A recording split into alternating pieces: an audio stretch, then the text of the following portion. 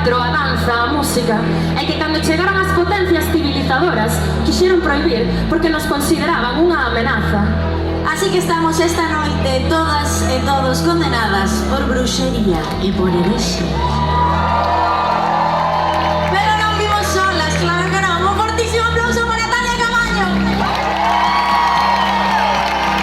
Mais que condenada tamén, Marina Vidal. Eternamente condenadas tamén, Sara Falo. María Soa. É un placer estar con vos aquí esta noite.